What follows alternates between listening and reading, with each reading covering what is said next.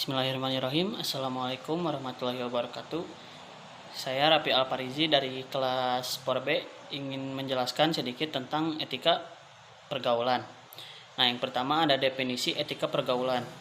Etika pergaulan atau sering disebut tata krama atau sopan santun adalah sekumpulan norma, aturan atau prinsip moral yang mengatur bagaimana seseorang seharusnya berinteraksi dan berperilaku dalam kehidupan sosial sehari-hari. Tujuan utamanya adalah untuk menciptakan hubungan yang harmonis, saling menghargai, dan nyaman di antara individu, serta menjaga agar perilaku tidak melanggar norma-norma yang berlaku.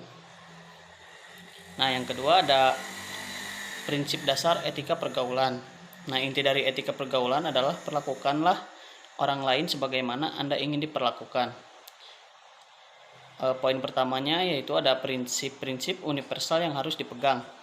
Yang pertama ada saling menghargai, menghormati harkat dan martabat setiap orang terlepas dari latar belakangnya. Yang kedua, empati, berusaha memahami dan merasakan apa yang dirasakan orang lain serta menjaga perasaan mereka.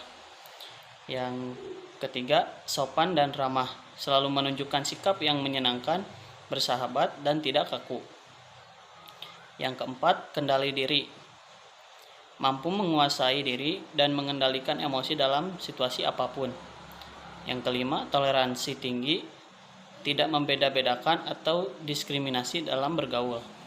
Nah, untuk selanjutnya adapun etika berdasarkan lingkungan interaksi. Etika pergaulan harus diterapkan secara adaptif, disesuaikan dengan siapa Anda berinteraksi dan di mana interaksi itu terjadi. Poin A-nya yaitu etika pergaulan dengan orang yang lebih tua, orang tua, guru, atau atasan. Yang pertama, sikap tubuh. Berjalan sedikit, membungkuk, atau menunduk saat melewati orang yang lebih tua atau yang dihormati. Yang kedua, tidak duduk di atas meja atau bertolak pinggang di hadapan mereka. Yang ketiga, segera berdiri jika orang yang lebih tua datang dan mengajak bicara saat Anda sedang duduk santai. Yang kedua, ada berbicara. Gunakan bahasa yang halus dan sopan. Yang kedua, jaga volume suara agar tidak terlalu keras. Yang ketiga, hindari memotong pembicaraan. Yang keempat, tetaplah wajah lawan bicara sebagai bentuk perhatian. Yang ketiga, ada tindak lanjut. Yang pertama, ada mendengarkan nasihat dan petunjuk orang sungguh-sungguh. Yang kedua, meminta izin atau permisi saat Anda melakukan sesuatu. Nah, untuk selanjutnya ada etika bergaul dengan teman sebaya. Yang pertama ada saling menghormati, menghargai perbedaan pendapat dan sudut pandang. Tidak mengejek, mengolok-olok atau bullying. Yang kedua, komunikasi. Menjadi pendengar yang baik, jujur dan terbuka, tetapi tetap menjaga tutur kata agar tidak menyakitkan. Yang ketiga, solidaritas sehat, saling membantu dan mendukung dalam hal kebaikan, misalnya belajar atau mengembangkan potensi. Menghindari solidaritas buta yang mengarah pada tindakan negatif atau melanggar norma. Nah, untuk selanjutnya, etika bergaul di masyarakat luas. Yang pertama, berpakaian yang rapih dan bersih, memakai pakaian yang sesuai dengan acara, waktu, dan tempat. Hindari pakaian yang terlalu mencolok atau tidak pantas. Yang kedua, bertamu, memberi salam atau mengetuk pintu sebelum masuk. Tidak berlama-lama jika kunjungan tidak mendesak. Mengucapkan terima kasih saat pulang. Yang ketiga, di tempat umum, menjaga kebersihan dan ketertiban. Memperlakukan petugas layanan publik, misalnya kasir, pelayan dengan sopan. Nah, dan ada juga etika dalam berkomunikasi, lisan dan nonverbal. Komunikasi yang baik adalah kunci dari pergaulan beretika. Yang pertama, etika berbicara atau lisan.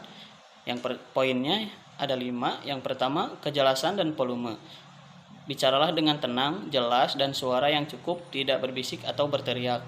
Yang kedua, isi pembicaraan. Pilih pokok pembicaraan yang tepat, yang tidak menyinggung perasaan lawan bicara. Yang ketiga, hindari gosip, jangan mengunjingkan keburukan orang lain. Yang keempat, jangan memotong, beri kesempatan pada lawan bicara untuk menyelesaikan kalimatnya. Yang kelima, etiket khusus. Jangan berbicara sambil mengunyah permen, karet, atau merokok. Yang kedua ada etika nonverbal atau sikap tubuh.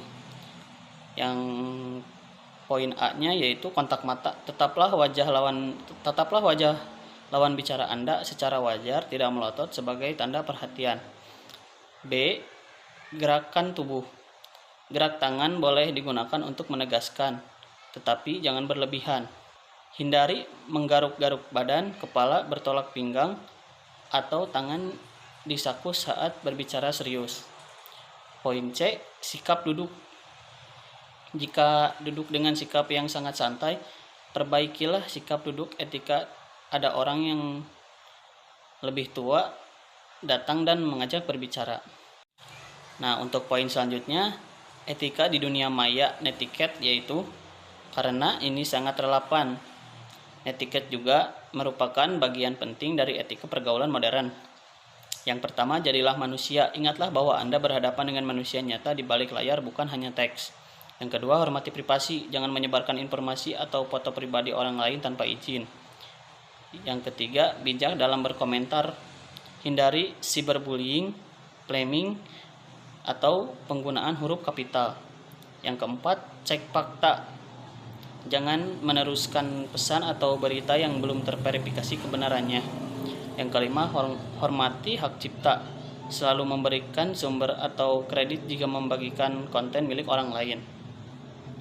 Nah, selanjutnya manfaat menerapkan etika pergaulan.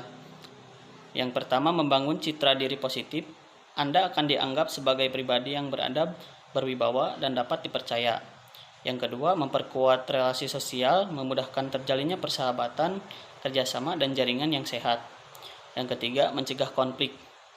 Sikap hormat dan empati dapat mengurangi potensi perselisihan atau kesalahpahaman. Nah, untuk kesimpulannya, etika pergaulan adalah pedoman moral dalam interaksi sosial yang menuntut kita untuk selalu bersikap sopan, ramah, dan penuh empati kepada siapapun, baik di dunia nyata maupun dunia maya. Nah, guna mencapai hubungan yang harmonis dan citra diri yang positif. Mungkin sekian dari saya. Mohon maaf bila ada kesalahan atau kekurangan. Billahi taufiq wal hidayah. Assalamualaikum warahmatullahi wabarakatuh.